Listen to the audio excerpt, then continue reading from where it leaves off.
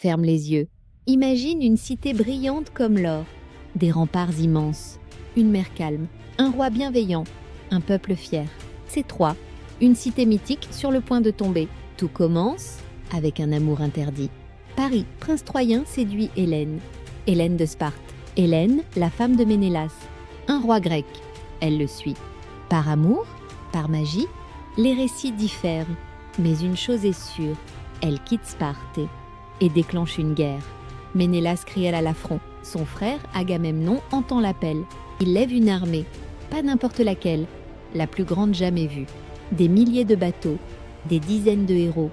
Achille, invincible, Ulysse, russé, Ajax, brutal, Patroclé, fidèle. Tous sont là, tous prêts à mourir pour l'honneur grec.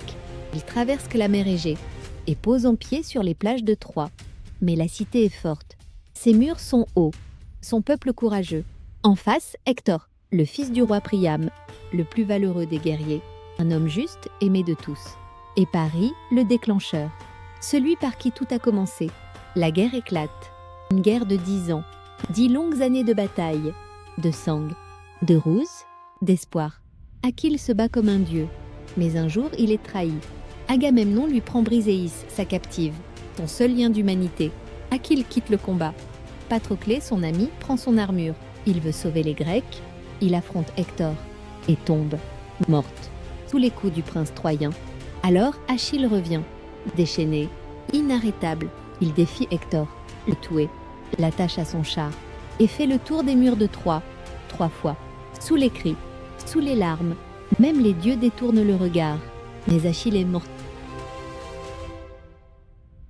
Paris, aidé par Apollon, décoche une flèche, en plein dans le talon, le seul point faible du héros. Achille tombe, pour ne plus jamais se relever. La guerre continue, mais plus rien ne sera jamais comme avant. Alors Ulysse a une idée, en plein fou. Un cheval immense, creux, fait de bois, assez grand pour cacher les meilleurs guerriers grecs. Les Troyens, épuisés, croient à un cadeau, un présent des dieux. Ils ouvrent les portes, font entrer la statue, fêtent leur victoire. Et la nuit tombe, et le cauchemar commence. Les Grecs sortent du cheval, ouvrent les portes. L'armée grecque entre, et Troie brûle.